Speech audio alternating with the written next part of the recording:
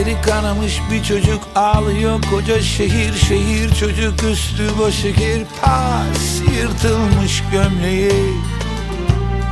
Nasıl kaçacak bu esir?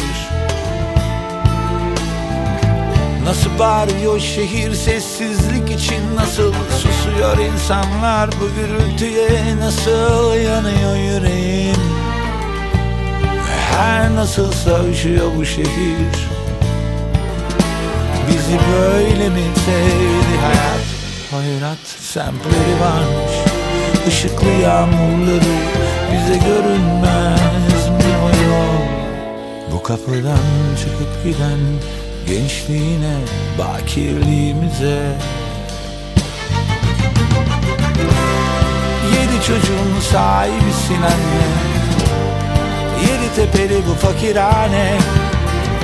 7 tepesinde 70 melek ölürmüş bu şehirde her gece. 7 çocuğun sahibisin anne, 7 tepeli bu fakirhane. 7 tepesinde 70 melek ölürmüş bu şehirde her gece.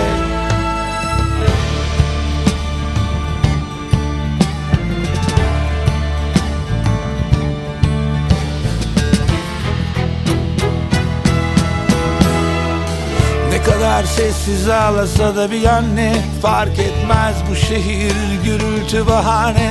Her sokak bir yetimhane, bu kayıp çocuklar şehrinde. Bizi böyle mi sevdi hayat? Hoyrat semtleri varmış, ışıklı yağmurları, bize görünmez mi o yol? Bu kapıdan çıkıp giden gençliğine, bakirliğimize. 7 çocuğun sahibisin anne, 7 tepeli bu fakirhane. 7 tepesinde 70 melek ölürmüş bu şehirde her gece.